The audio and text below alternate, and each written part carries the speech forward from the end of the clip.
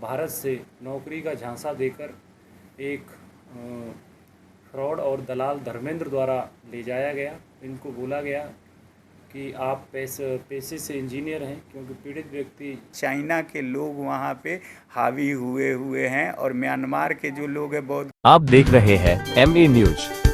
राजधानी पटना से बड़ी खबर, विदेश में नौकरी के नाम पर ठगी करने का मामला सामने आ रही है। विदेश में नौकरी के नाम पर इन दिनों लगातार धोखाधड़ी का मामला प्रकाश में आ रहा है। ताज़ा मामला पटना का है, जहां पटना के सिटी एसपी पश्चिमी भानु प्रताप सिंह ने पूरे मामला का खुलासा करते हुए सभी को चौंका दिया। पटना से विदेश में नौकरी के नाम पर म्यांमार ले जाकर लोगों से धोखाधड़ी करने का एक बड़ा गिरोह का खुलासा करते हुए पटना सिटी एसपी पश्चिमी भानु प्रताप सिंह ने कहा कि पटना पुलिस को शिकायत मिली थी कि विदेश में नौकरी के नाम पर ले जाकर उनके परिवार के साथ डरा धमकाकर फिरौती की मांग करने का मामला प्रकाश में आया। उन्होंने बताया कि सचिन कुमार नामक व्यक्ति को इंडिया से म्यांमार नौकरी के लिए ले जाया गया और उसके बाद उसके परिवार वालों को ये धमकी दी जाने लगी कि अगर अपने व्यक्ति की जान चाहते हो तो 1.5 लाख रुपया अकाउंट पर भेजो, नहीं तो तुम्हारे व्यक्ति का अंग निकालकर बेच देंगे।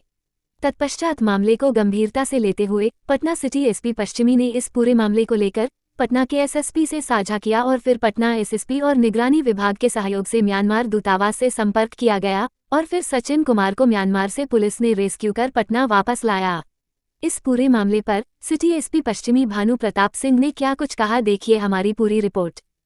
म्यांमार देश में बंधक बना के रखे गए आज जो पीड़ित व्यक्ति थे सचिन कुमार, उनकी स्वदेश वापसी हुई थी। और इस घटना के संदर्भ में बृहद विवरण इस तरह से है कि 26 जून 2025 को इनकी किडनैपिंग का एक मुकदमा दानापुर थाना में दर्ज कराया गया था और इस संदर्भ में एसएचओ दानापुर द्वारा तत्काल एफआईआर दर्ज करते हुए कांड संख्या 665/25 दर्ज की गई। और पुलिस के सामने जब ये मामला आया तो ये बड़ा चौंकाने वाला था। और इसमें जो पीड़ित व्यक्ति हैं सचिन कुमार, इनको भारत से नौकरी का झांसा देकर एक फ्रॉड और दलाल धर्मेंद्र द्वारा ले जाया गया। इनको बोला गया कि आप पैसे से इंजीनियर हैं, क्योंकि पीड़ित व्यक्ति बीटेक किए हुए हैं और आपको 12 लाख रुपए पर एनम का पैकेज वहाँ पर दिलाया जाएगा म्यांमार में। और इनका टूरिस्ट वीज़ा बनाया गया। जब इनके द्वारा शक थोड़ा सा इनको हुआ कि आप टूरिस्ट वीज़ा पर आप हमें काम कैसे दिला सकते हैं, तो इनके द्वारा बताया गया कि म्यांमार में ही आपको वर्किंग वीज़ा में इसको कन्वर्ट करवा दिया जाएगा, मियावाड़ी जो जगह है म्यांमार की वहाँ पर। और इसके बाद जब इनको यहाँ से पटना से कोलकाता, फिर कोलकाता से थाईलैंड ले जाया गया और थाईलैंड से सड़क मार्ग से इनको म्यांमार सेटल कर दिया गया। और 1 महीने तक लगभग इन पर वहाँ पर स्कैम से संबंधित जो उनका सेंटर चलता था उसमें काम करवाया गया। और भारत में भी लगातार जो उस ग्रुप में काम कर रहे थे बहुत सारे लोग, जिसमें कुछ चाइनीज़ लोग भी थे और कुछ म्यांमार के लोकल लोग भी थे, लगातार डॉलर में इनसे रैंसम फिरौती की रकम मांगी जाती थी। इनके भाई को मैसेज भेजकर कि आपके, और फुटेज भेजी जाती थी कि आपके जो ऑर्गेन है इनको हम बेच देंगे इनके पीड़ित व्यक्ति के, और आप इस तरह हमें दीजिए। तो इस तरह ये घटना का विवरण था। लेकिन इसमें पटना पुलिस द्वारा जो कार्रवाई की गई, एसआईटी का इसमें गठन कर दिया गया था तुरंत प्रभार से, और इसमें टीम ने बहुत अच्छा काम किया। इसमें हमें वरीय पुलिस अधीक्षक महोदय पटना का इसमें सहयोग रहा। इसके अलावा एसएसपी सर के माध्यम से हम लोगों ने इसमें जो विभिन्न एजेंसियां थी उनसे जिस तरह मदद ली, आईओ जो इसके केस के हैं, साथ ही साथ एसएचओ, लगातार इसकी हम लोगों ने 24/7 आवर्स मॉनिटरिंग की थी इस केस की कि किसी भी तरह से जो पीड़ित व्यक्ति है उसको वापस देश बुलाया जाए। तो इसमें पुलिस अधीक्षक महोदय साइबर, उनका सहयोग रहा। इसके अलावा भारत सरकार विदेश मंत्रालय का इसमें सहयोग रहा। इसके अलावा बिहार में जो अपना आर्थिक अपराध इकाई बिहार सरकार है उसका हम लोगों ने इसमें मदद ली थी। और इसके अलावा म्यांमार स्थित जो भारतीय दूतावास है, वो जहाँ म्यांमार आर्मी की मदद से इनका रेस्क्यू किया गया था, लगातार उनके संपर्क में हम लोग बने हुए थे और इनकी वापसी हुई है। और इस जो गैंग है इस तरह से भारत से जो लोगों को विदेश में नौकरी का लालच देकर या बड़ा पैकेज का लालच देकर भेजती है, उसके का हम लोग भंडाफोड़ कर रहे हैं। उसमें कई लोगों के अभी नाम आए हैं, क्योंकि कांड की अनुसंधान को देखते हुए वो प्रभावित नहीं हो, तो बाकी के लोगों के नाम हमने नहीं किए हैं। इसमें जो मुख्य व्यक्ति है, जो हम आपको बताए अभी, धर्मेंद्र, ये नेपाल का रहने वाला है। नेपाल निवासी धर्मेंद्र के माध्यम से गए थे। एक व्यक्ति की इसमें हमने अब तक अरेस्टिंग की है, सुनील कुमार की, जिसके खाते में पैसे भिजवाए गए थे। ये 1.5 लाख रुपए इनसे फिरौती ली भी जा चुकी है, इनको छुड़वाने की भी। इसमें डबल स्कीम इनके साथ हुआ। एक तो ये हुआ कि इनको यहाँ से धोखा देके बैंकॉक के रास्ते म्यांमार ले जाया गया, फिर वहाँ से रिलीज करवाने के रास्ते के लिए 1.5 लाख रुपए की फिरौती भी इन लोगों के द्वारा दी गई थी। हालांकि रकम डॉलर में मांगी गई थी, लेकिन इन्होंने इंडियन रुपीज़ के रूप में उसको दिया था। जिस अकाउंट में गई थी उस व्यक्ति डलवाई थी सुनील कुमार सन ऑफ शिवशंकर राम, पता सिंह रिया फुलपरसी, थाना सहेयारा, जिला सीतामढ़ी। इसको हम लोगों ने अरेस्ट किया है। और भी इसमें कई लोगों के नाम हैं। ये बड़ा गैंग है और इसमें हम लोग लगातार काम कर रहे हैं। अभी हमारी जो विशेष जांच दल है वो काम उसका रुका नहीं है, आगे भी इसमें काम करेगा। और जिस तरह से म्यांमार में इनके साथ टॉर्चर हुआ उसकी फुटेज भी हम लोगों के पास हैं और आगे की इसमें कार्रवाई। म्यांमार पहुँचे हम, एक धर्मेंद्र नाम का एजेंट था। एजेंट से संपर्क हुआ टेलीग्राम के माध्यम से, और एक दूर दराज के हमारे ब्रदर थे, वो भी बोले कि तुम जाओ, ये बहुत अच्छा आईटी का काम है और वहाँ पे अच्छा पैकेज मिलेगा, 12 लाख रुपया का सालाना, फूडिंग लॉजिंग सब फ्री था।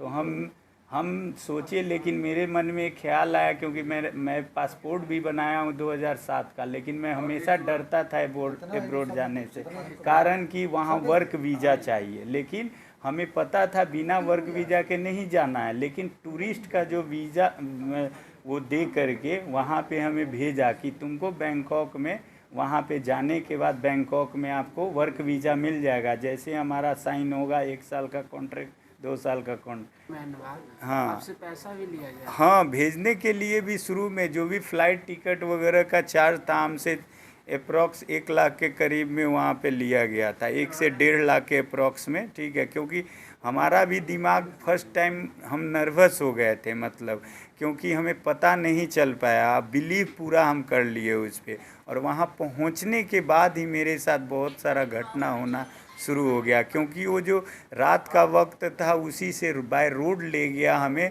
पता नहीं चला कि बैंकॉक और म्यांमार एकदम सटा हुआ है। म्यांमार में भी ऐसा बना रखा है कि जंगल के बीचों बीच, जैसे मुंबई महानगर है, चेन्नई, वैसा एकदम 20-20 तल्ले का घर बना रखा है। सारा चाइना के लोग वहाँ पे हावी हुए हैं, और म्यांमार के जो लोग हैं बहुत गरीब है। वहाँ डेमोक्रेसी नहीं है, वहाँ कोई रूल नहीं है, प्रेसिडेंट रूल नहीं है। तब स्कैम होता था, स्कैमिंग का वर्क है, फेक हर चीज़ होते थे।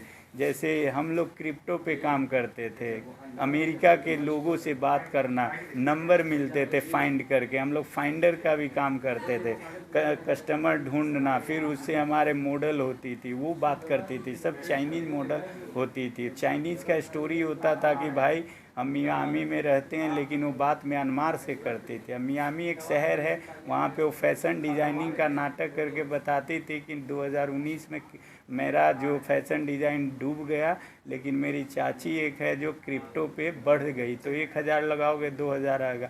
और ये लोग का अपना अकाउंट उसको बजाते देते हैं, अकाउंट भी खुलवाते हैं, पैसा भी बढ़वाते हैं, हर चीज़, लेकिन अगले का स्कैम करते रहता है, उसको पता नहीं चलता है। वो सब अकाउंट फेक होते हैं, और सारा पैसा निकलते जब 1 साल बीत जाता है, 2 साल, तब पता उसको लगता है कि मेरे साथ स्कैम हो गया, क्योंकि बहुत बिलीव करवाया जाता था, क्योंकि पैसा भी देता था। इंडिया में तो ऐसे होते थे कि घर पे खाना भी भेज दिया जाता था, कपड़ा भी भेज दिया जाता था, और बोला जाता था वही लोग आपने इंडिया में भिजवा देते थे घर पे। जैसे इंडिया में भी ऐसे होते थे कि वहाँ पे जो भी लोग, लड़कियाँ जो लड़के वहाँ पे टाइपिस्ट करते थे, इंडियन लोगों से बिहार, यूपी, महाराष्ट्र के लोग पीड़ित होते थे, क्योंकि वो लोग डिजिटल को नहीं समझ। फ्रूगो एक ऐसा जो सॉफ्टवेयर, मतलब जैसे फ्लिपकार्ट की तरह है, वो ऑनलाइन शॉपिंग होता है, और उसको पासवर्ड दे दिया जाता है, सारा कुछ सिखाया जाता है कि तुम्हारा अपना दुकान है, शॉप है, और उसमें कितने सारे पैसा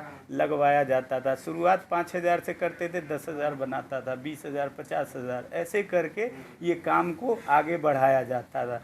जिसमें हम एक लड़की का भी फ़ोटो आप लोग को दिए हैं। गैंग है तो इसमें जो लोगों को इन लोगों ने अब तक भेजा है उन लोगों के बारे में डिटेल्स कलेक्ट कर रहे हैं हम लोग, और साथ ही साथ उन लोगों के बारे में भी हम जानने का प्रयास कर रहे हैं कि इस घटना में जो लोग इनको बाहरी रूप से मदद दे रहे हैं, विशेष करके जो नेपाल के रास्ते दे रहे हैं इनको, या फिर बैंकों के रास्ते दे रहे हैं। सर जो गिरफ्तार किए गए हैं वो कुछ बताया सर अपने गैंग के बारे में कि अब तक कितने लोगों को भेजा? हाँ बताए, उन्होंने जो बताया वो भी बहुत सारी चीज़ें ऐसी हैं हम उसको भी आउट नहीं कर सकते। उन लोगों के नाम बताएंगे तो फिर वो भाग जाएंगे। सर ये जैसे ये वहाँ गया, ये फैमिली को नहीं पता था ये वहाँ जा रहा है? फैमिली को पता था।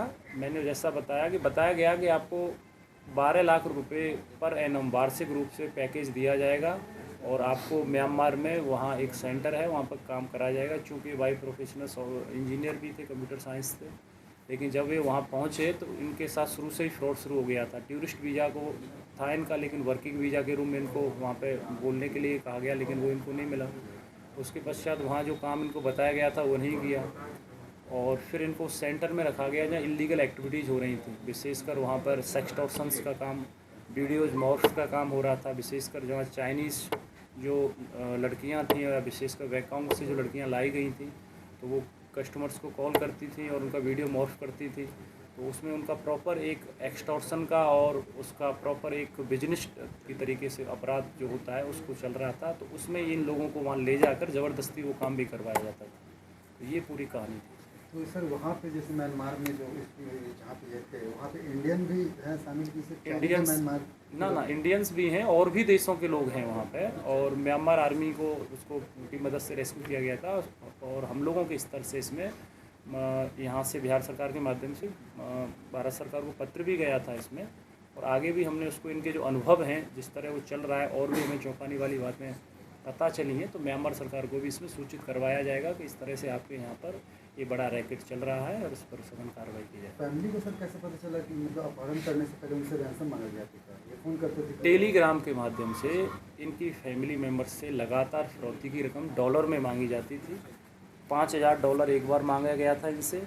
तो इन लोगों ने विवश होकर 1.5 लाख रुपए सुनील कुमार सन ऑफ शिवशंकर राय के अकाउंट में जो उसका था, इसमें सारी डिटेल आपको मिल जाएंगी, वहाँ ट्रांसफ़र करवा दिए थे।